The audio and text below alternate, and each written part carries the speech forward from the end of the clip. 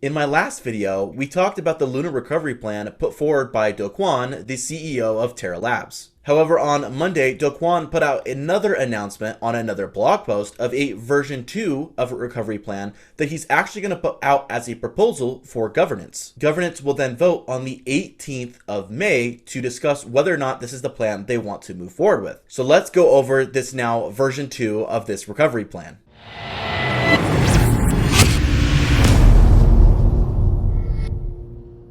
Of course, as always, everything I say in this video is not intended for financial advice and is intended only for educational and entertainment purposes only. If this is the first time you're hearing about Luna and its downfall, you can go ahead and check out my video I did going over a brief synopsis of what happened by clicking on the icon that is appearing on your screen now. Now that we've got the logistics out of the way, let's hop right into the second version of the recovery plan and see what it's all about. So the proposal starts off by Kwon saying that Terra is more than UST and that Luna, and by extension Terra, will be moving away from the idea of the UST stablecoin, and that will be left behind while they try to salvage and move forward with the Luna project alone. One little thing to point out at the end of that subsection of the recovery plan is he says UST peg failure is Terra's DAO hack moment, a chance to rise up anew from the ashes. Afterwards, he goes into kind of a summary of what we can expect moving forward with this recovery plan. And this is the part I want to focus on. And of course, I want to get into the details of the tokenomics.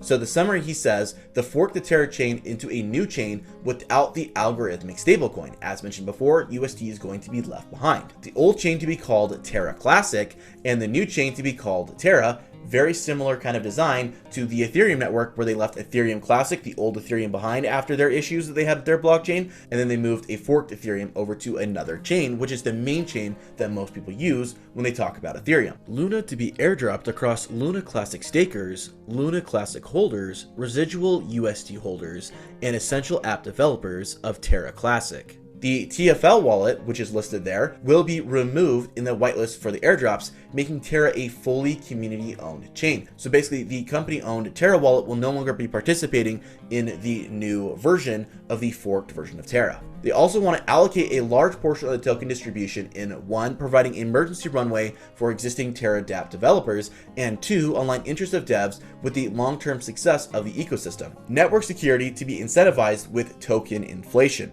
Target staking rewards of 7%. As we mentioned before, the reason for this new adjustment that was laid out in the version 1 of the plans is due to the fact that they're not getting the same yields they had from the swaps before. Now, I'm not going to go through and read the entire list, but listed on your screen now is the Essential App Developer Program. This is what the Kwon lists as their essential apps that must exist in a Web3 ecosystem to be viable. And he goes through a massive list of items there that he believes are important for this ecosystem to thrive in a Web3 environment. But he also claims that the essential app developers committed to the launch on Terra will receive 1. Emergency allocation 0.5% of the total supply immediately after network launch to provide for a runway while they build out product. Commit to return funds if product has not been launched in 1 year. 2. Developer alignment program 1.5% of total supply. Protocol teams that were live in Terra Classic divide this allocation weighted by the last 30-day TVL from pre-attack snapshot, 1-year cliff, and 3-year vesting thereafter. And 3. Developer mining program 8% of the total supply. Essential app developers earn a share of the mining program proceeds pro rata to the amount of TVL every quarter for 4 years.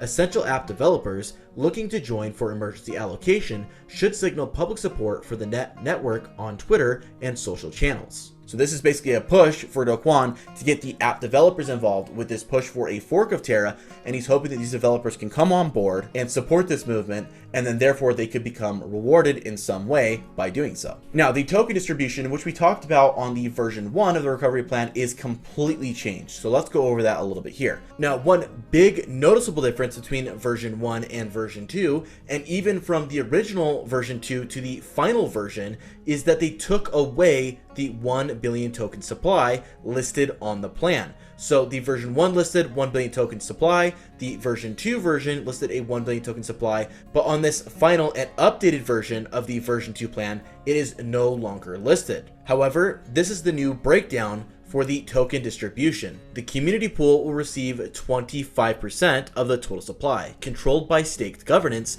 and 10% earmarked for deployers. Pre-attack Luna holders will receive 35% of the total supply, all bonded and unbonded Luna minus TFL at pre-attack snapshot, staking derivatives included.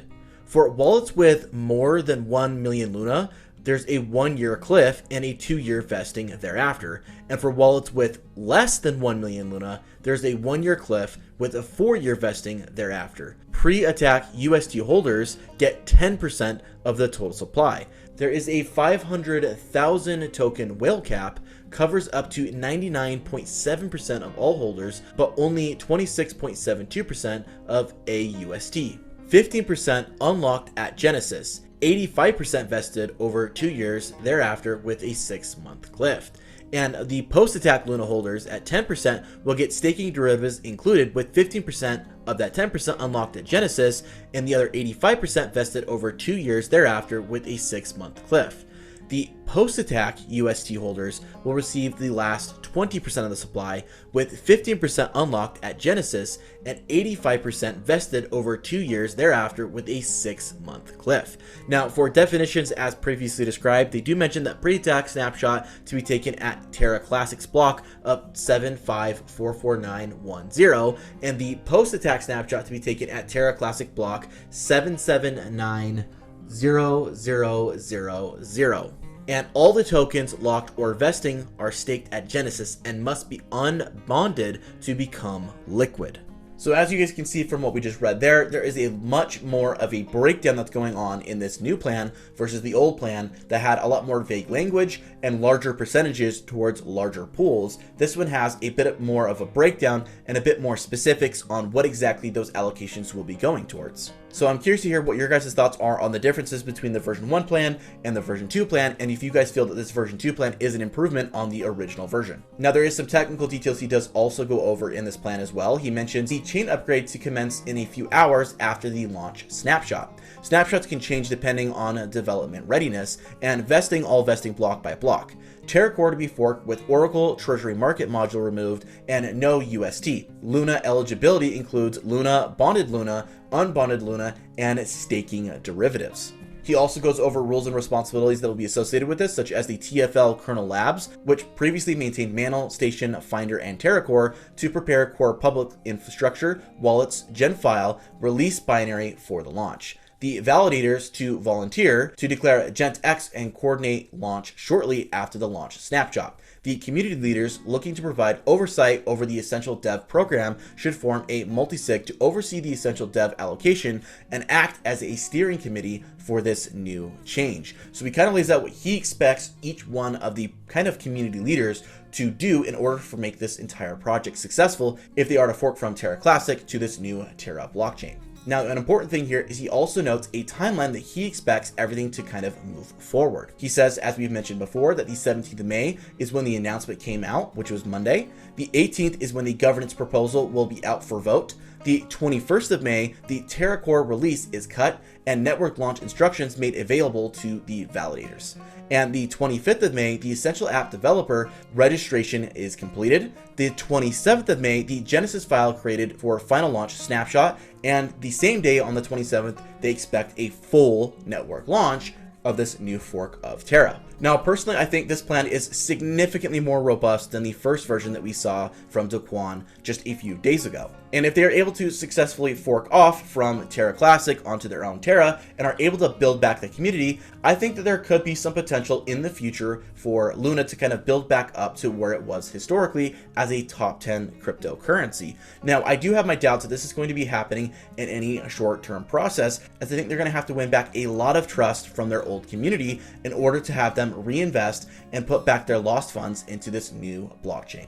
But I want to pass the question off to you guys. Do you guys feel like Luna is going to quickly recover and get back to kind of its former glory as it was before with this new fork? Or do you think, kind of along the same terms that I do, that it's going to take some time if they are successful and can prove themselves before they're able to build back up to that position, maybe after several years?